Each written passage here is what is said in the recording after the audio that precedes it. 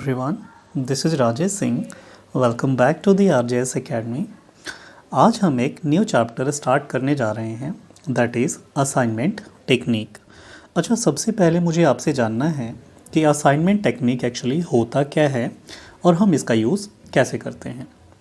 आइए सबसे पहले हम इसे एक एग्जांपल से समझते हैं कि इस चैप्टर का यूज़ क्या है, फिर हम इसके जो भी ये टर्म्स हैं इसकी तरफ चलेंगे, डेफिनेशंस की तरफ चलेंगे। ओके, सबसे पहले आप अज्यूम कीजिए कि आप एक एम्प्लॉयर हैं और आपके पास 4 जॉब हैं, ठीक है, और नंबर ऑफ़ एम्प्लॉयर भी आपके पास 4 ही हैं।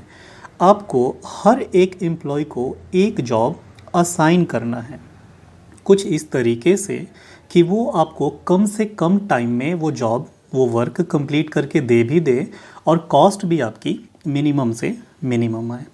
ओके, इट मीन्स कि ये चैप्टर किस चीज़ के रिगार्ड बात कर रहा है। आइए हम डेफिनेशन देखते हैं। कह रहा है assignment is concern with the problem arising in allotment of different jobs to different workers according to 1-to-1 basis. Its main objective is to minimise time and cost. जैसा कि मैंने आपसे कहा, तो क्या ये पूरा चैप्टर सिर्फ जॉब अलोकेशन के रिगार्ड ही बात करता है? नहीं, इसका दूसरा यूज़ भी है। आप ऐसे समझें कि आपकी 4 फैक्ट्री है, ठीक है, और आपको total number of 4 product manufacture करने हैं, ठीक है। जो भी आपकी 4 फैक्ट्रियां हैं वो चारों तरह की प्रोडक्ट मैन्युफैक्चर कर सकती हैं, ठीक है। लेकिन कंडीशन ये है कि किसी फैक्ट्री में वो पर्टिकुलर प्रोडक्ट आप मैन्युफैक्चर करेंगे तो कोई सस्ती भी पड़ सकती है, कोई महंगी भी पड़ सकती है। किसी फैक्ट्री में नंबर ऑफ़ इक्विपमेंट्स ज़्यादा हैं, वहाँ टेक्निकल मशीनें ज़्यादा हैं, ठीक है, वहाँ बहुत ज़्यादा टेक्नोलॉजी का इस्तेमाल किया जाता है, तो हो सकता है वो प्रोडक्ट उस पर्टिकुलर फैक्ट्री में जल्दी मैन्युफैक्चर हो जाए, दूसरे में देर से हो जाए, ठीक है। किसी की कॉस्ट ज़्यादा पड़ सकती है, किसी की कॉस्ट कम पड़ सकती है। तो यहाँ पे आपके सामने एक प्रॉब्लम आएगी कि मैं कौन सा वाला प्रोडक्ट किस फैक्ट्री में मैन्युफैक्चर करूँ कि मेरी कॉस्ट सबसे पहले कम आए और दूसरा टाइम भी मेरा सेव हो, ठीक है। तो कुछ ऐसी टाइप्स की प्रॉब्लम को हम करने के लिए ये असाइनमेंट टेक्निक की हेल्प लेते हैं और उससे हम करते हैं। जैसा कि आप यहाँ देख सकते हैं, मैंने लिखा है कि आपके पास 4 जॉब हैं, वर्कर भी 4 हैं। जॉब 1 किस वर्कर को दें, ठीक है, ताकि वो जल्दी से कर सके और हमारा कॉस्ट भी कम आए। वैसे ही ये सारे J2 हम किस किस को दें, J3 किस किस को दें और J4 किस किस को दें, ताकि वो जल्दी से जल्दी हमें वर्क करके दे दे और हमारी सबसे मेन जो ऑब्जेक्टिव है वो कॉस्ट मिनिमम से मिनिमम लगे, ठीक है। बाकी हम थोड़ा सा आगे बढ़ते हैं इसमें। ये कह रहा है कि जब हम इसके एक्चुअली क्वेश्चंस करेंगे, प्रैक्टिकल प्रॉब्लम्स करेंगे, तो आप 2 तरह के प्रैक्टिकल प्रॉब्लम्स देखेंगे कि पहला जो क्वेश्चन होगा वो बैलेंस्ड टाइप का होगा और दूसरा अनबैलेंस टाइप का होगा।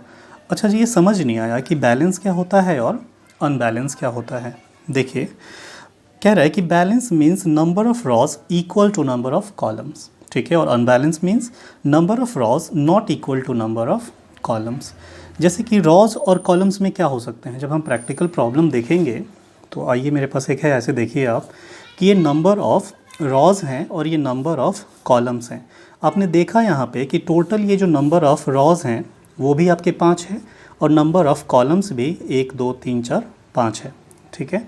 इट मीन्स कि ये बैलेंस प्रॉब्लम है। का मतलब क्या हुआ? वैसे तो हम समझ गए कि बैलेंस और अनबैलेंस क्या है, कि मतलब क्या हुआ इसका, ठीक है। सीधी सी बात है, आप ऐसे समझिए कि आपके पास कहीं ना कहीं रॉ में आपको क्या दिखाएगा, वर्कर दिखाएगा, और कॉलम्स में क्या दिखाएगा, जॉब्स दिखाएंगे। इट मीन्स कि कहीं ना कहीं आपके पास जॉब भी उतने ही हैं जितने आपके पास वर्कर हैं, तभी तो हम सबको एक एक असाइन कर पाएंगे, अलॉट कर पाएंगे। ऐसी सिचुएशन होगी, इसको हम बैलेंस कहेंगे। और सपोज़ आपके पास एक जॉब ज़्यादा है, वर्कर कम है, या वर्कर ज़्यादा है, जॉब कम है, ऐसी कुछ सिचुएशन आएगी, वैसे को हम अनबैलेंस कहेंगे। तो फिर हम प्रैक्टिकल प्रॉब्लम कैसे सॉल्व कर पाएंगे उस सिचुएशन में? वैसे में जब हम करेंगे तो मैं आपको बताऊंगा कि वहाँ पे हमें एक डमी रॉ या एक डमी कॉलम की हेल्प लेनी पड़ जाती है, ठीक है। तो जब हम करेंगे प्रैक्टिकल तब आप समझेंगे, ठीक है। आज की क्लास में हम सिर्फ बैलेंस्ड रिलेटेड प्रॉब्लम्स करेंगे, अनबैलेंस्ड हम नेक्स्ट क्लास में करेंगे, ठीक है। तो आइए हम इसे सीखते हैं कि इसके प्रैक्टिकल प्रॉब्लम्स कैसे करते हैं। सबसे पहले ये आप इस चीज़ पे फोकस करेंगे, ऑब्जेक्टिव क्वेश्चंस में आते रहते हैं कि जो हम असाइनमेंट टेक्निक के प्रॉब्लम्स करते हैं वो एक्चुअली हंगेरियन मेथड की हेल्प से की जाती है। ये क्या है? ये कुछ नहीं, एक मेथड है प्रॉब्लम सॉल्व करने के लिए जो कि असाइनमेंट टेक्निक में हम यूज़ करते हैं और इन्होंने उसे दिया है। ठीक है, कुछ हमारे पास 3 स्टेप्स हैं जिनकी हेल्प से हम प्रैक्टिकल प्रॉब्लम्स कर पाते हैं। ठीक है, स्टेप नंबर 1, 2 एंड 3। अभी मैं अगर इसको रीड भी कर दूं तो आपको समझ नहीं आएगा। ठीक है, तो प्रैक्टिकल प्रॉब्लम धीरे धीरे करते जाते हैं और एक एक जब करते जाएंगे तब हम इसे रीड करते जाएंगे। ठीक है, लेकिन आप जब पढ़ें तो एक बार सबको पहले लिख लें कि ये होती क्या हैं। वैसे समझ में नहीं आएगा लेकिन आप फिर भी लिखें वर्ड्स ना, आप जब इनके वर्ड से गो थ्रू हो लेंगे तो आपको समझ में आएगा कि अच्छा कुछ ऐसा वैसा होता है। बाकी जब हम प्रैक्टिकल करेंगे ना, जब आप करेंगे तो हर चीज़ अपने आप में क्लियर हो जाएगी। ठीक है, तो आइए बिना टाइम वेस्ट किए हम एक प्रैक्टिकल प्रॉब्लम की तरफ चलते हैं और फिर इसे करना सीखते हैं। देखिए, ये मेरे पास एक एग्ज़ाम्पल है आपके लिए। आप सबसे पहले तो इसकी एक स्क्रीनशॉट ले लिया कीजिए ताकि आप के सामने रहे और आप इसे अच्छे से आंसर कर पाएँ। आइए आप भी मेरे साथ रीड कीजिए कि है क्या। कह रहा है Netco tiles limited has 4 plants each of which can manufacture any one of the 4 products. It means इनके पास 4 प्रोडक्ट भी होगा। ठीक है, आगे कह रहा है कि product cost differ from one plant to another are as follows. ठीक है, ये हमने कुछ डेटा देखा कि इनके पास नेटको टाइल्स के पास 4 प्लांट है और 4 प्रोडक्ट हैं जिन्हें इन्हें मैन्युफैक्चर करना है। ठीक है, साथ ही आप इसे ऐसे समझें कि अगर प्लांट ए में प्रोडक्ट 1 हम मैन्युफैक्चर करते हैं तो जो हमारी पर यूनिट कॉस्ट आएगी वो 33 रुपये की आ रही है। वैसे ही अगर प्रोडक्ट 2 हम प्लांट ए में मैन्युफैक्चर करें तो 40 रुपये की कॉस्ट आ रही है। ठीक है, ये ऐसे ऐसे आपको कॉस्ट का एक मैट्रिक्स दिया गया है। जैसे आप कुछ भी ऐसे समझ लें कि प्लांट डी में अगर प्रोडक्ट 3 हम मैन्युफैक्चर करें तो हमारी कितने की कॉस्ट आएगी, तो यहाँ पे 44 रुपीज़ की कॉस्ट आ रही है। ठीक है, ये ऐसा कुछ डेटा है। तो आपसे पूछेगा क्या, सिंपल यही आपसे पूछेगा कि कौन सा प्रोडक्ट किस प्लांट में मैन्युफैक्चर करें कि हमारी कॉस्ट सेव हो। ठीक है, या कम से कम आए। वही लिखा है which product should manufacture in which plant as to minimise cost and time. ठीक है, आइए इसे हम आंसर करना सीखते हैं। अच्छा, ये असाइनमेंट और प्रॉब्लम एक्चुअली आपके क्वेश्चन एग्ज़ाम में इसके क्वेश्चन मिनिमम 8 मार्क्स के आते हैं। तो थोड़ा सा ये प्रोसेसिंग ज़रूर है लेकिन बहुत ही सिंपल है, तो आप इसे बहुत ही अच्छे से करना सीखें। आइए आप बहुत ही ध्यान से देखेंगे, सुनेंगे और करना सीखेंगे। पहले तो आप खुद से स्टार्ट मत कीजिएगा, आप सिर्फ सीखें। एक बार आप सीख लेंगे उसके बाद वीडियो पॉज करके बहुत ही अच्छे से खुद लगाने की आप कोशिश करेंगे। आइए, ये मेरे पास कुछ इन्फॉर्मेशन थी, क्वेश्चन था, कुछ डेटा हैं। सबसे पहले आपको एक ऐसा जितनी मतलब ये एक मैट्रिक्स आपको दिख रही है ना, ये कितने की है, 5x5 की मैट्रिक्स है। आप सबसे पहले आंसर करने के लिए उतनी ही एक मैट्रिक्स टेबल बना लीजिए। ठीक है, और सबसे पहली जो मेरी टेबल होगी उसका आप नाम लिखेंगे टेबल नंबर 1, टेबल नंबर 1, और इस टेबल का हम नाम देंगे रॉ रिडक्शन। जी ये क्या होता है, ये रॉ रिडक्शन क्या होता है? कुछ भी होता है, थोड़ी देर में हम समझेंगे। ठीक है, टेबल नंबर 1 इसे हम कहेंगे रॉ रिडक्शन। मतलब आप देख रहे हैं इसमें कि कितने नंबर ऑफ़ रॉज हैं। ये हमारे रॉज हैं और ये हमारे कॉलम्स हैं, आपको तो खैर पता ही है। हमने देखा यहाँ पे कि हमारे कितने रॉज हैं, 1 2 3 4। ये तो इन्फॉर्मेशन वाली थी, तो हम ये 4 ही हमारे पास हुए। ठीक है, ये तो प्लांट बता रखे हैं, प्रोडक्ट्स बता रखे हैं। तो एक्चुअली में हमारे पास कितने नंबर ऑफ़ रॉज हैं, 4, और नंबर ऑफ़ कॉलम्स भी कितने हैं, 4। ठीक है, ओके। तो हमने देखा कि हमारे पास ये हमारे रॉज हैं और इसने हमें कहा कि पहली टेबल हम बनाएंगे रॉ रिडक्शन की। तो रॉ रिडक्शन कैसे होती है आप सुने। आप इस रॉ में से जितने भी रॉ हैं आप किसी भी एक रॉ को पहले वाले को सबसे पहले पिक कीजिए और देखिए कि इसमें सबसे मिनिमम एलिमेंट कौन सी है। मिनिमम एलिमेंट मीन्स जो पर यूनिट कॉस्ट दे रखे हैं वो सबसे लीस्ट कौन सी है। ठीक है, अब देखेंगे कि यहाँ पे जो मेरी सबसे लीस्ट आ रही है वो 32 आ रही है। ठीक है, 32। अब आप क्या करेंगे कि इस 32 को पिक करेंगे और इस रॉ में जितने भी एलिमेंट्स हैं सब में से उसे डिडक्ट कर देंगे, घटा देंगे। ठीक है, वाह, ये तो बहुत सिंपल है। रॉ रिडक्शन आपको समझ में आ गया। वैसे ही आप सारे में से ऐसे ही करेंगे, सब में से लीस्ट कॉस्ट उठाएंगे और इसमें से सारे रॉ में से डिडक्ट करते जाएंगे। पहले इसमें से लिस्ट उठाइए, इसके सब में से घटा दीजिए, फिर इस रॉ में से लिस्ट उठाइए, सब में से घटा दीजिए। वैसे ही करके आप चारों में कर देंगे। ठीक है, तो सबसे पहले मुझे दिखा यहाँ पे क्या 32 पहले वाले में। उससे पहले कुछ इन्फॉर्मेशन मुझे इस टेबल में लिखनी होगी, जैसे वहीं से उठा के लिखूँगा। ये मेरे कुछ प्रोडक्ट्स हैं, कौन कौन से हैं इसके लिए हम रेड पेन से लिखें। प्रोडक्ट हमारा कौन सा है, 1 2 3 एंड 4। वैसे ही हमारे पास नंबर ऑफ प्लांट्स कितने हैं,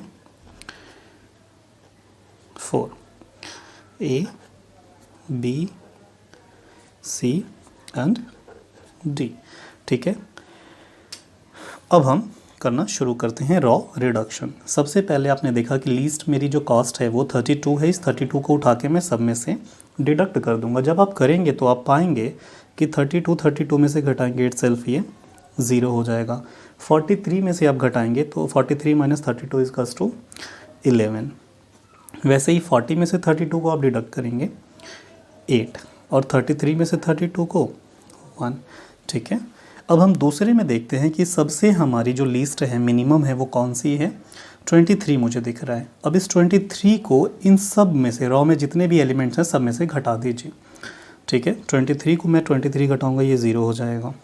31 में से घटाऊंगा 8 आ जाएगा मेरा। 28 में से 23 घटाऊंगा, ये मेरा 5 आ जाएगा। और 35 में से 23 घटाऊंगा, ये मेरा कितना आ जाएगा, 13। ओके, 2 हमने कर लिए, सॉरी ये 12 हो जाएगा ना। ओके, अब देखिए इसमें हम चेक करेंगे कि सबसे लीस्ट मेरी कौन सी है। ये 29 आ रहा है मेरा। इस 29 को मैं सब में से घटा दूंगा। अच्छा, 29 दो जगह है तो कोई बात नहीं, दोनों जगह घटेगा तो ये दोनों जगह तो 0 ही आएगा, बात तो एक ही हुई। सबसे पहले मैं 29 में से ही 29 को घटा देता हूँ तो ये मेरी 0 आ गई। अब इसमें देखेंगे 36 में से 29 को अब घटाएंगे, कितना आ जाएगा, 7। वैसे ही 42 में से 29 को घटाएंगे, ये मेरा 13 आ जाएगा। 42 29 13 आएगा। ओके, अब देखिए कि ये चौथी जो मेरी रॉ है इसमें सबसे मिनिमम वाला एलिमेंट कौन सा है, सबसे लीस्ट कॉस्ट कौन सा है। तो मुझे यहाँ 27 दिख रहा है। इस 27 को मैं सब में से डिडक्ट करूँगा। पहले तो ये 0 आ जाएगा, उसके बाद 42 में से 27 15 आ जाएगा। 44 माइनस 27 17 आ जाएगा। आप भी एक बार खुद से करते रहिएगा। 38 में से 27 में डिडक्ट करूँगा, 11 आ जाएगा। ओके, हमने कुछ नहीं किया, बेसिकली हमने सबसे पहले क्वेश्चन देखा और सबसे पहले तो ये चेकआउट किया कि क्या ये बैलेंस्ड प्रॉब्लम है कि अनबैलेंस्ड है। बैलेंस्ड मीन्स कि number of rows equal to number of columns है कि नहीं है। हाँ जी है। ठीक है, तो ये मेरा बैलेंस प्रॉब्लम है। मैं सबसे पहले आंसर पे जंप कर गया। आंसर में जो मेरी पहली टेबल बनेगी टेबल नंबर 1, वो होगी रॉ रिडक्शन की। और मैं रॉ रिडक्शन में क्या कर रहा हूँ कि हर रॉ में से जो भी लीस्ट वैल्यू है, मतलब जो भी मिनिमम एलिमेंट है, उसी रॉ के रिमेनिंग एलिमेंट में से मैं घटा दे रहा हूँ। बस इतना सा मैंने काम किया। ओके, तो ये मेरी पहली टेबल बन के तैयार हो गई। ठीक है, अब एक बार मैं इसकी ये स्टेप आपको रीड कराऊँ, तब आपको समझ में आएगा कि अच्छा कुछ ऐसा ही हुआ करता था। देखिए, स्टेप्स फॉर हंगेरियन मेथड। आप इसको हमेशा याद रखेंगे कि हम असाइनमेंट प्रॉब्लम हंगेरियन मेथड से ही आंसर करते हैं। ये हमेशा एमसीक्यू में आता ही रहता है। ठीक है। स्टेप 1 हमारा था रॉ रिडक्शन। रॉ रिडक्शन में आपने क्या सीखा? Select minimum element from each raw and subtract from each element of respective raw. ठीक है, अब आपको ये हमेशा के लिए याद भी हो गया और आप समझ भी गए। स्टेप 2 क्या है अभी मत देखिए, ठीक है। स्टेप 2 हम अभी करना सीखेंगे। ओके, पहला आपका टेबल तैयार हो गया। वैसे ही अब दूसरा टेबल बनाएंगे और इसका नाम होगा टेबल नंबर 2। टेबल नंबर 2, और इसका नाम हम क्या रखेंगे? ये रॉ रिडक्शन था। दूसरी टेबल हमेशा आप कॉलम रिडक्शन की बनाइएगा, कॉलम रिडक्शन। ओके, अब आप बहुत ही केयरफुली सुनिए कि जब आप कॉलम रिडक्शन करेंगे तो क्या इसमें से करेंगे? नहीं, इसमें से तो आपने ये कर लिया ना डेटा, यहाँ से आपने ये फाइंड आउट कर लिया ना। कॉलम रिडक्शन हमेशा आप इस रिजल्टेंट टेबल, इसको हम क्या बोलेंगे? अब ये हमारा क्वेश्चन वाला टेबल नहीं है, रिजल्टेंट टेबल है, इसमें से हम हमेशा कॉलम रिडक्शन करेंगे। इट मीन्स कि क्या क्वेश्चन की ज़रूरत है? बिल्कुल नहीं, अब इसे हम हटा देंगे, ठीक है। तो अब आप क्या करेंगे कि इस रिजल्टेंट टेबल में से आप क्या करेंगे? कॉलम रिडक्शन करना शुरू करेंगे। आइए आप मेरे साथ, आप एक एक कॉलम को पकड़िए और उसमें से भी वही करना है, जो भी लीस्ट वैल्यू होगी उसको रिमेनिंग में से डिडक्ट कर देना है, ठीक है। उससे पहले ये जो में हमारी फॉर्मेलिटीज़ हैं, जैसे ये हमारा प्रोडक्ट, ये हमारे प्लांट्स कौन से हैं? A, B, C and D। वैसे ही प्रोडक्ट कौन से हैं? 1, 2, 3 एंड 4। ओके, अब हम अपना काम शुरू करते हैं। हमें क्या करना है? जो भी लीस्ट वैल्यू है उस कॉलम में, उसे पिक करना है और रिमेनिंग में से घटा देना है। तो इस पर्टिकुलर कॉलम अभी 1 में हम देखेंगे, उधर तो देखना ही नहीं है। सबसे लीस्ट हमारी 0 है, और आप जानते हैं कि 0 में से 0 को इन सब में से घटाएंगे तो वो एज इट इज़ ही रहेगा। जैसे 1 में से मैंने 0 घटाया, 1 ही आ गया, ये 12 ही आ जाएगा, 13, और 0 में से 0 घटाएंगे तो वो 0 ही आएगा। कितना आसान है, मतलब 0 के फ़ायदे हैं, मेहनत नहीं करना पड़ रहा। ओके, अब देखिए यहाँ पे ये 0 फिर से आ गया। इट मीन्स कि ये भी एज इट इज़ ही हो जाएगा। 8 में से मैं 0 घटाऊँगा तो कितना आ जाएगा? अच्छा, ये हम कैसे 0 पिक कर रहे हैं? जो सबसे मिनिमम एलिमेंट है इस कॉलम में, सबसे यहाँ पे कौन सी वाली है? 0 ही तो है। ओके, तो आप 8 में से 0 घटाएंगे तो 8 ही हो जाएगा।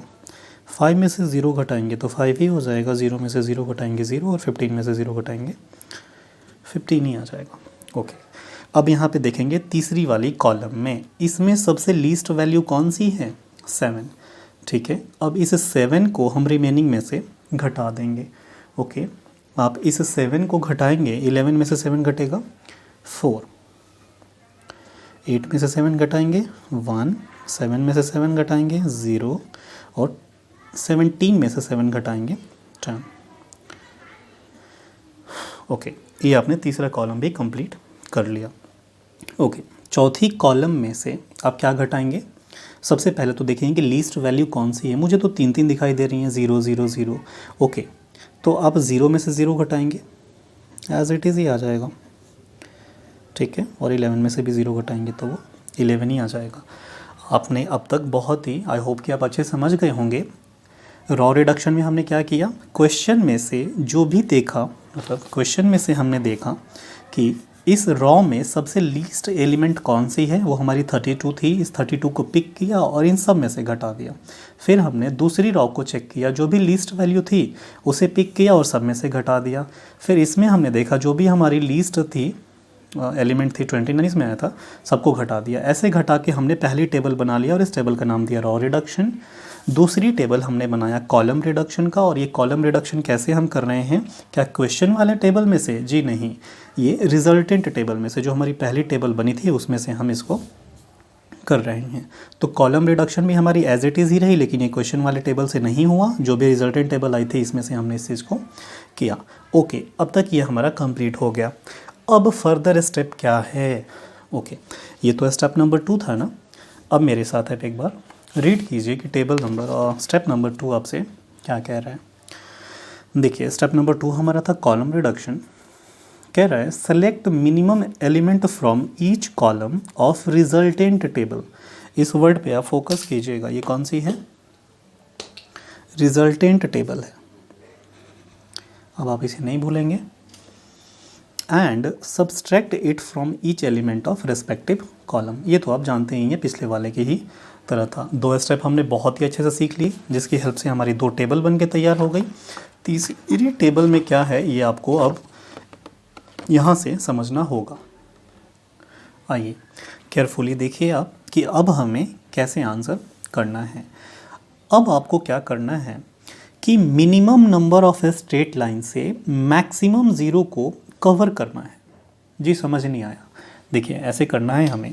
अब देखिए कि किस रॉ या कॉलम में सबसे ज़्यादा नंबर ऑफ ज़ीरो हैं। जी मुझे तो ये वाली चौथी दिखाई दे रही है, इसमें 3 हैं वैसे, और ये वाला रॉ भी दिखाई दे रहा है सी वाला, जिसमें भी 3 ज़ीरो हैं। सबसे ज़्यादा हमें यही नज़र आ रहे हैं। जी बिल्कुल आपको सही नज़र आ रहा है। आपको क्या करना है कि एक ऐसी स्ट्रेट लाइन से इसको कवर करना है जिसमें maximum number of zero cover हो जाएं। ठीक है, आई होप आप समझ गए। देखिए तो सबसे पहले तो मुझे यहाँ 3 ज़ीरो दिख रहे थे। मुझे क्या करना है कि इसको यहाँ पे मैं कवर कर दूंगा। मतलब स्ट्रेट लाइन से मैंने क्या कर दिया, कवर कर दिया एक तरह से। ठीक है, तो ये जी हमारा कवर हो गया। अब आप देखिए कि मैं कम से कम स्ट्रेट लाइन बनाऊं और ज़्यादा से ज़्यादा मेरे ज़ीरो कवर हो जाए। ठीक है, तो कौन सी वाली मुझे दिखाई दे रही है? देखिए अब ये वाली मुझे दिखाई दे रही है। अब उसको आप मत काउंट कीजिएगा, वो तो कवर हो चुकी है पहले ही। मतलब ये आपकी पहले ही कवर हो चुकी है, उधर तो देखना ही नहीं है। अभी भी मैं अगर ऐसे ऐसे हॉरिजॉन्टली एक लाइन और ड्रॉ करता हूँ तो मेरी 2 ज़ीरो यहाँ पे कवर होगी एक स्ट्रेट लाइन से। ठीक है, तो मैं अब क्या करूँगा, ऐसे कवर कर दूँगा। ठीक है, ये हो गया। अब आप फिर से देखिए कि अब कौन सी ज़ीरो बची है यहाँ पे और कितनी बची हैं। जी मुझे तो एक ही दिख रही है, तो एक ही है, तो एक स्ट्रेट लाइन तो इस पर भी चलाना पड़ेगा इसे कवर करने के लिए। तो क्या मैं ऐसे हॉरिजॉन्टली चलाऊँ कि वर्टिकली चलाऊँ? आपका मन है, आप चाहें तो वैसे भी चला सकते हैं, ऐसे भी चला सकते हैं, लेकिन एक तो चलेगी ही चलेगी। ठीक है, ऐसे सिचुएशन में मैं ऐसे चला देता हूँ वर्टिकली, आप चाहें तो ऐसे हॉरिजॉन्टली भी चला सकते हैं। तो हुआ क्या इसमें जी? अब यहाँ से आप देखिएगा कि आपने कुछ नहीं किया, आपने मिनिमम स्ट्रेट लाइन से मैक्सिमम ज़ीरो को कवर करने की कोशिश की। अब देखिए कुछ बच्चे क्या करेंगे कि ये एक था ना, एक ही बार में कट कर दिया, फिर एक था ना, फिर एक ऐसे चला दिया, फिर ये एक था ना ज़ीरो, इसको ऐसे कवर कर दिया, तो maximum number of straight line हो जाएंगे, फिर आपका आंसर ना ऑप्टिमल नहीं आ पाएगा।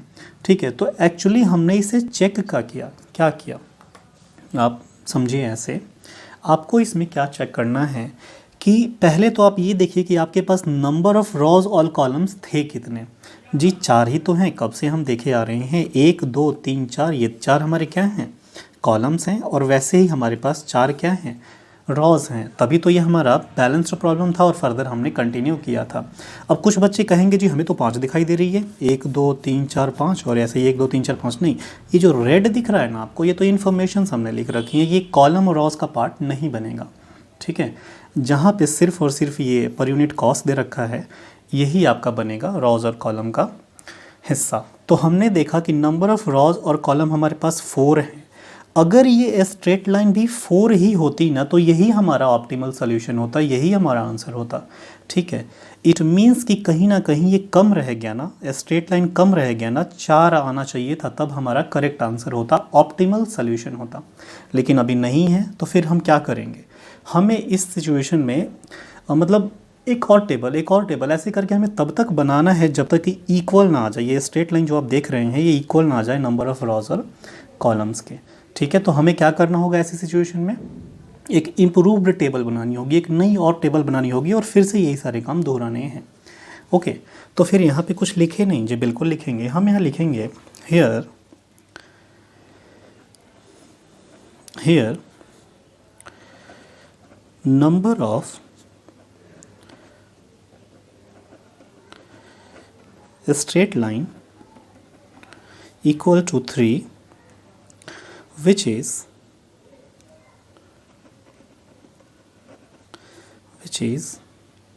less than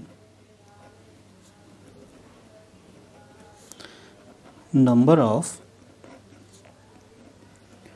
रॉज और columns.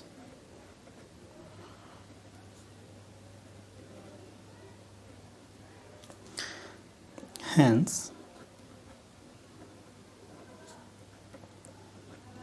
it is not optimal solution.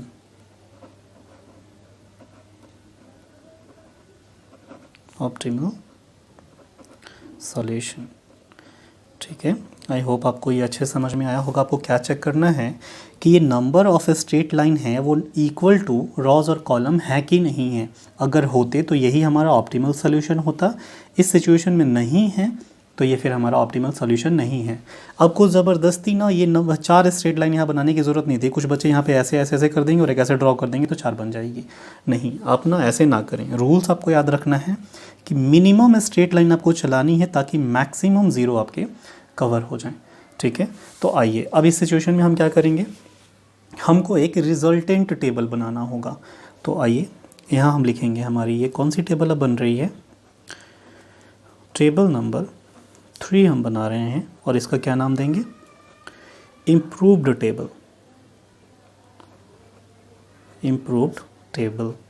इस टेबल में थोड़ा सा आपको दिमाग लगाना होगा, ये बाकियों से थोड़ा सा मतलब ज़्यादा पेचीदा है। वैसे आप कहें तो सिंपल ही है, ज़्यादा कुछ है नहीं, आप तो सब समझते हैं। ओके, कुछ फॉर्मेलिटी में निभा देता हूँ जो कि हमेशा से चली आ रही हैं। ये प्रथा है, प्रोडक्ट, और ये हमारे प्लांट्स। प्लांट्स हमारे कौन से थे हमारे पास, plant A, B, C and D. Product कौन से थे, 1, 2, 3 एंड 4। ये तो हमारी फॉर्मेलिटी होगी जो हमने निभा दी। अब हम देखते हैं कैसे यहाँ से हम फर्दर प्रोसीड करेंगे।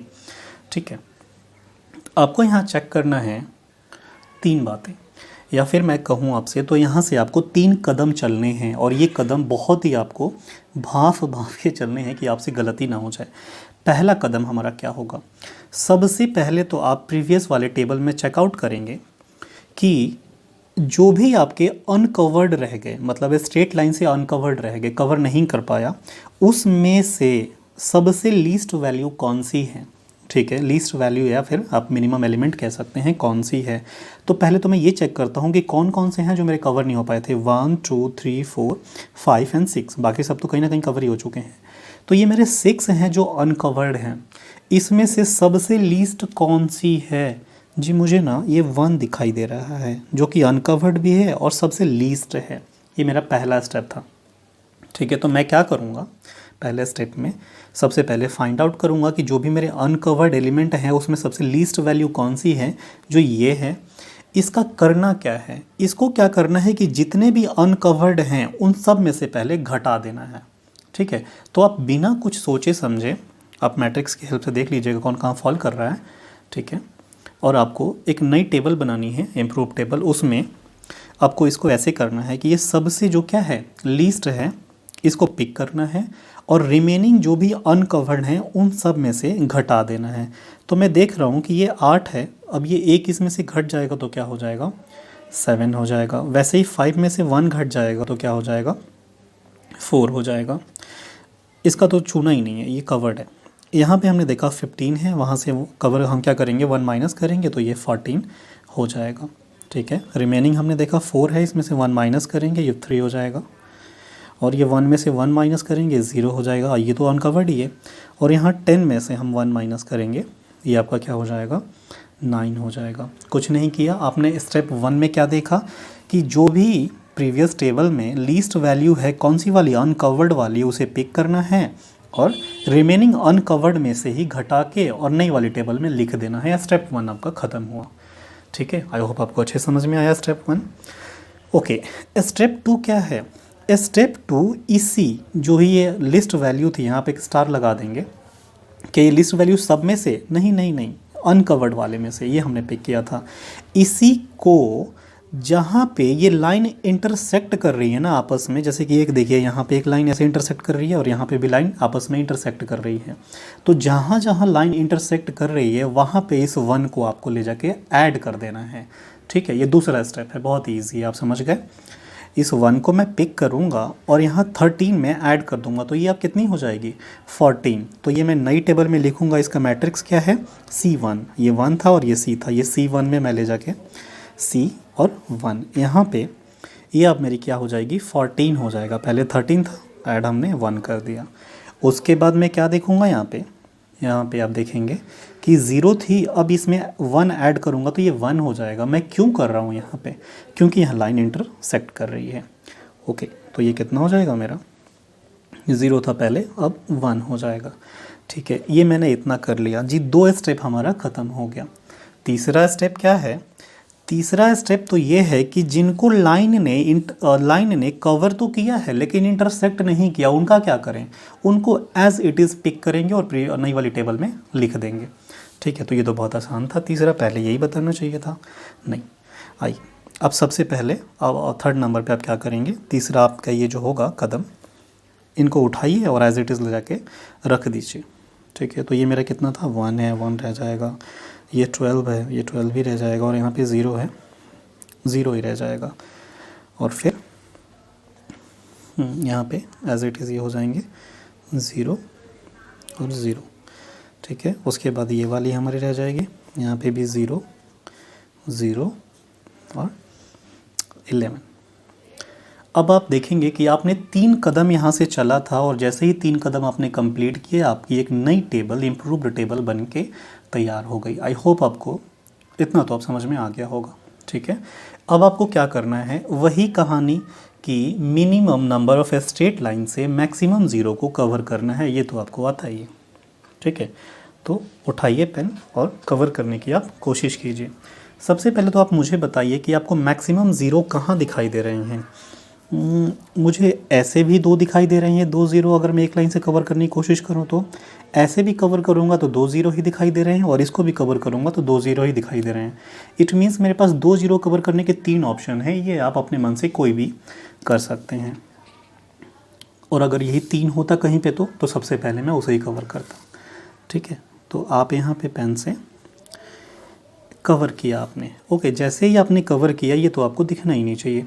अब फिर से आप देखिए कि कौन सी लाइन कवर करूं मैं, मतलब कौन सी लाइन पे पेन चलाऊं। ठीक है, कि मुझे मिनिमम स्ट्रेट लाइन से मैक्सिमम 0 कवर हो जाए। तो मुझे अभी भी दिख रहा है कि अगर मैं ऐसे ही पेन चलाता हूं तब भी मेरी 2 0 कवर होंगी, और ऐसे भी चलाता हूं तब भी 2 0 कवर होंगी। तो आप कोई सा भी चला सकते हैं, ये आपकी मर्ज़ी है। मैं एक बार ऐसे चला देता हूँ, तो ये मैंने चला दिया 2 स्ट्रेट लाइन। अब मुझे देखिए कि अब मैं कौन सी चलाऊं स्ट्रेट लाइन कि ज़्यादा से ज़्यादा 0 कवर हों। अब तो किसी भी सिचुएशन में मेरे पास देखिए कि यहाँ 0 दिख रही है और एक यहाँ 0 दिख रही है। अब मैं ऐसे भी चलाऊं तब भी ये एक ही कटेगी, और यहाँ ऐसे भी चलाऊं तो एक ही कटेगी। अब मैं कैसे भी चला दूँगा, और इस लाइन पे इस 0 को देखिए, ऐसे भी करता हूँ तो एक ही कवर होगी, और वैसे ही करूँगा तो एक ही कवर होगी।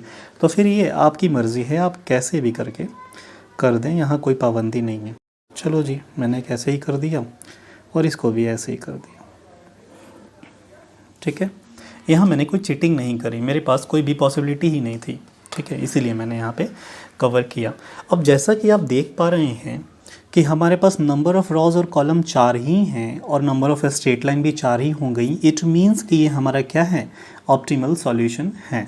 तो यहाँ आप क्या लिख देंगे फॉर्मेलिटी के लिए, here number of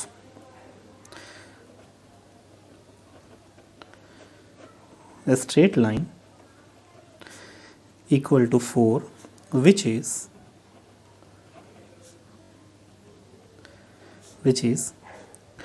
equal to number of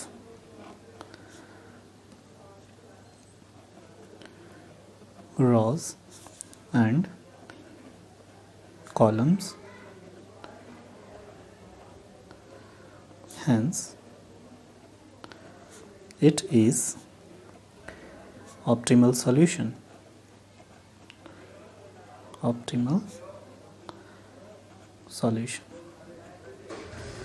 ठीक है, ये हमारा अभी फर्स्ट टाइम हम सीख रहे हैं तो इतना कुछ लिख रहे हैं, हम इतना नहीं लिखेंगे, शॉर्टकट में निपटा देंगे। ठीक है, तो ये ऑप्टिमल सॉल्यूशन हो गया। हाँ जी, हो गया। तो क्या ये आंसर होगा, हमने कहा हाँ यही आंसर होगा। तो इसको प्रेजेंट कैसे करेंगे, ठीक है, इसको कैसे प्रेजेंट करते हैं आप ये देखिए। आपसे पूछा क्या जा रहा था कि कौन सा वाला प्रोडक्ट किस प्लांट को असाइन करें ताकि हमारा कॉस्ट मिनिमम से मिनिमम आए। ठीक है, ऐसी सिचुएशन में आप क्या लिखेंगे? क्या लिखूँ मैं? असाइनमेंट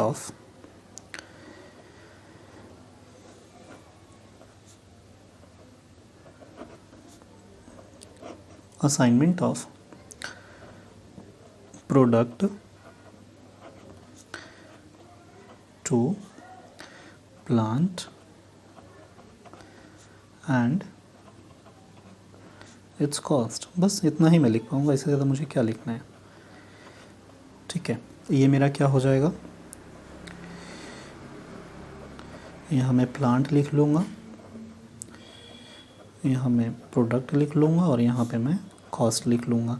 वैसे इन्होंने पूछा नहीं है लेकिन फिर भी मैं टोटल कॉस्ट भी बता दूँगा कि देखो भैया इससे तो कम आपका नहीं आएगा, चाहे आप कोई भी वर्क कोई भी अब प्रोडक्ट किसी भी प्लांट में मैन्युफैक्चर करवा लो। ये मेरा कौन सा था? Plant A, B, C and D. Okay, और प्रोडक्ट। ओके, सबसे अब जो इम्पोर्टेंट काम है वो है असाइन करना कौन सा हम प्रोडक्ट किस प्लांट को असाइन करना। यहाँ पे भी अब आपको थोड़ा सा समझना होगा, या फिर मैं कहूँ ज़्यादा समझना होगा। देखिए कैसे हम अलॉट करते हैं वो आप यहाँ पे देखना शुरू कीजिए। अब सबसे पहले रॉज में या फिर कॉलम्स में भी हो सकता है चेक करना पड़ेगा, अगर रॉ में ना मिले अब चेक कीजिएगा कि मिनिमम ज़ीरो मतलब एक ज़ीरो कहाँ पे है। अगर यहाँ पे आप चेक करते हैं तो देखिए एक ज़ीरो मुझे दिख रहा है, लेकिन इसमें आप चेक करेंगे तो दो ज़ीरो दिख रहा है, वैसे इसमें भी दो ज़ीरो दिख रहे हैं। आपको ऊपर से चेक करना है नीचे की तरफ। पहले आप रॉज में चेक करेंगे कि मिनिमम ज़ीरो कहाँ है। मिनिमम ज़ीरो इसमें तो एक ही ज़ीरो है। हाँ, तो हमें ऐसा ही कोई भी रॉ चाहिए जहाँ पे कम से कम या मिनिमम एक ही ज़ीरो हो।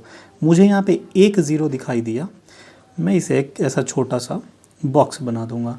इट मीन्स कि मैंने ये एक ही ज़ीरो था प्लांट ए में प्रोडक्ट 4 को अलॉट कर दिया। मतलब अब जो ये प्रोडक्ट 4 है ना, ये प्लांट ए में मैन्युफैक्चर होगा। तो एक बार मैंने जब एक को एक ही 1-to-1 बेसिस पे ही अलॉट करना है, तो एक को तो मैंने कर दिया। इट मीन्स कि अब जो ये प्लांट 4 है ये अब कहीं पे भी नहीं मैन्युफैक्चर हो सकता। तो फिर इसमें जितने भी और रिमेनिंग ज़ीरो होंगे उसको मैं ऐसे कट कर दूँगा, इन सब में मैं कट कर दूँगा। ठीक है, आई होप आपको समझ गए। ओके, मैं अब बी में चेक करूँगा तो इत्तेफाक से यहाँ भी अब एक ही ज़ीरो बच रहा क्योंकि ये कट गया। तो ये वाला मैं बी को अलॉट कर दूँगा। तो फिर इसमें अब जितने ज़ीरो होंगे उसे आप क्या करेंगे? कट कर देंगे। ठीक है, ओके। अब देखेंगे, अब मैं सी में देखूँगा तो यहाँ पे भी एक ही ज़ीरो फॉल कर रहा है क्योंकि रिमेनिंग तो अब है नहीं कहीं किसी रॉ में। तो इसको भी मैं ये वाला अलॉट कर दूँगा, सी में ये वाला। ठीक है, और यहाँ पे भी देखिए डी में भी अब यही बच गया। इत्तेफाक से ये क्वेश्चन इजी था और इसीलिए आपको ये जल्दी समझ में आ गया कि अलॉट कैसे करते हैं। जब क्वेश्चन टफ हो तो आप केयरफुली देखिएगा, पहले रॉ में चेक कीजिएगा कि सबसे मिनिमम या एक ही ज़ीरो किस वाले में है। एक ज़ीरो को पहले आप अलॉट करेंगे, रिमेनिंग जितने होंगे कट कर देंगे। वैसे ही 1 by 1 करके आप सबको अलॉट कर देंगे। तो अब आपको इसको लिखना हो तो कैसे लिखेंगे कि ए प्लांट को मैंने प्रोडक्ट 4 अलॉट किया है, तो मैं यहाँ क्या लिख दूँगा? 4। ओके, बी को आपने कौन सा प्रोडक्ट अलॉट किया है? यहाँ पे ये 3। वैसे ही सी को आपने कौन सा प्रोडक्ट अलॉट किया है? 2। ठीक है, और वैसे ही डी को आपने कौन सा प्रोडक्ट? 1 अलॉट किया है। ठीक है, तो ये हमारे अब क्लियर हो गया कि कौन सा वाला प्रोडक्ट कौन से वाले प्लांट में मैन्युफैक्चर होगा। जी, इसकी मिनिमम कॉस्ट क्या आएगी ये तो बताइए। कॉस्ट के लिए आप इन सब टेबल को ना देखें, कॉस्ट वाली मैट्रिक्स कौन सी थी? वो हमारी क्वेश्चन थी ना, देखिए ये थी ना हमारी, ये थी, ये वाली थी। अब इसमें आप चेक करेंगे, जैसे इन्होंने अलॉट कर दिया, यहाँ से हम पता करेंगे कि प्लांट ए प्रोडक्ट 4 को मैन्युफैक्चर करेगा। प्लांट ए प्रोडक्ट 4 को मैन्युफैक्चर करेगा, मतलब कितनी कॉस्ट आएगी? 32 रुपीज़। ठीक है, ऐसे आप इस कॉस्ट मैट्रिक्स से कॉस्ट को पिक कर लेंगे। तो यहाँ मैंने लिखा 32। वैसे ही देखिए प्लांट बी प्रोडक्ट 3 को मैन्युफैक्चर करेगा। प्लांट बी प्रोडक्ट 3 को मैन्युफैक्चर कर रहा है तो कितने आ रही है यहाँ पे? 31 रुपीज़ की कॉस्ट आ रही है। ठीक है, वैसे ही आप समझ गए, आप लिख लीजिएगा। प्लांट सी में प्रोडक्ट 2 मैन्युफैक्चर होगा, प्लांट सी में प्रोडक्ट 2 मैन्युफैक्चर होगा, ये 29 की कॉस्ट आएगी। ओके, और वैसे ही प्लांट डी में प्रोडक्ट 1 मैन्युफैक्चर होगा, प्लांट डी में प्रोडक्ट 1 मैन्युफैक्चर होगा, 27 रुपीज़ की कॉस्ट आएगी। तो यहाँ मैंने लिखा 27। क्या कोई ऐसा वे नहीं है कि हम इजी निकाल पाए? नहीं, इतना तो आपको करना ही पड़ेगा। ठीक है, और इससे ज़्यादा मिनिमम कॉस्ट अब कहीं भी नहीं आ सकती, क्योंकि आप जानते हैं ये हंगेरियन मेथड है। तो यहाँ पे तो यही हमें बताता है। आप एक बार इसे टोटल कर देंगे, कितना रहा है? 32 + 31 + 29 + 27, 119। अगर मैं टोटल कॉस्ट की बात करूं तो 119 रुपये आपको वेयर करने पड़ेंगे। ठीक है, तो आप मैनेजमेंट को बता देंगे कि मिनिमम कॉस्ट जो आपकी आ रही है वो 119 रुपीज़ की आ रही है। अब इससे ज़्यादा मिनिमम और नहीं हो सकता।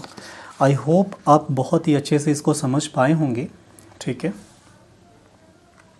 तो यही था हमारा हंगेरियन मेथड से सॉल्व करने का असाइनमेंट प्रॉब्लम, जिसकी हेल्प से आप पता कर पाए कि कौन सा वाला जॉब आपने कौन सा वाला प्रोडक्ट आपने किस प्लांट में मैन्युफैक्चर करना है, ताकि आपकी जो कॉस्ट है वो मिनिमम से मिनिमम आए। ठीक है, आज की क्लास थोड़ी एक क्वेश्चन में इतनी बड़ी हो गई क्योंकि मुझे सारे कॉन्सेप्ट आपको सिखाने थे। ठीक है, बाकी जो मैं नेक्स्ट क्लास होगी उसमें हम क्या करेंगे कि टफ़ कुछ क्वेश्चन देखेंगे। ये भी अभी सिंपल क्वेश्चन था, ये कॉन्सेप्ट बिल्ड क्वेश्चन था, आपने इतना समझे। नेक्स्ट क्वेश्चन हम बहुत ही इवन मैं सीए में इंटर एग्ज़ाम्स के क्वेश्चन भी आपके लिए लेके आऊँगा, वो भी करेंगे और कुछ टफ़ प्रॉब्लम भी करेंगे। ओके, और एक चीज़ ये थोड़ी सी थी, आप भी इसकी स्क्रीनशॉट ले लीजिएगा या फिर देख के आप लिख लीजिएगा वीडियो पॉज करके, कि 2 हमने स्टेप तो देख लिए थे, तीसरा स्टेप क्या था एक बार देख लीजिए आप, कि cover all the zero bye minimum number of horizontal and vertical straight lines. Okay, ये तो आपने किया ही था। फिर इतना करने के बाद आप चेकआउट करेंगे कि if minimum number of straight line equal to number of rows और column then it is optimal solution. और दूसरा क्या था, अगर नहीं हो तो फिर क्या हो जाएगा, नॉट ऑप्टिमल सॉल्यूशन हो जाएगा। उस सिचुएशन में आप क्या करते थे, मैं बता रहा हूँ क्या करते थे आप, यहाँ देखिए। उस सिचुएशन में आप क्या करते थे, जब ऑप्टिमल नहीं होता था तो आप एक इम्प्रूव्ड टेबल बनाते थे, और इम्प्रूव्ड टेबल में आप 3 कदम ही तो चलते थे, और वो 3 कदम क्या थे? In this case select minimum element from uncovered element and subtract it from each uncovered element but add to those element where line intersect. ठीक है, ये 2 कदम हमारे हो गए। तीसरा कदम क्या था? And put those element as it is वो only covered by a straight line. जहाँ पे कवर तो था स्ट्रेट लाइन से लेकिन इंटरसेक्ट नहीं कर रहा था, तीसरी कदम में हम उसे पिक करके एज इट इज़ लिख देते थे। ठीक है, आई होप आपको ये क्लासेस बहुत अच्छे से समझ में आई होगी। मैं नेक्स्ट क्लास में आपको बहुत ही कुछ डिफ़िकल्ट प्रॉब्लम्स और एग्ज़ाम के क्वेश्चंस जो भी आए हैं वो कराने की कोशिश करूँगा। ओके, तो बस आज के लिए इतना ही, बाकी मिलते हैं आपसे एक नई क्लास में। और आपसे एक रिक्वेस्ट है कि प्लीज़ आप चैनल सब्सक्राइब करें और अपने दोस्तों को ज़रूर शेयर करें। ओके, मिलते हैं नेक्स्ट क्लास में। Bye, take care.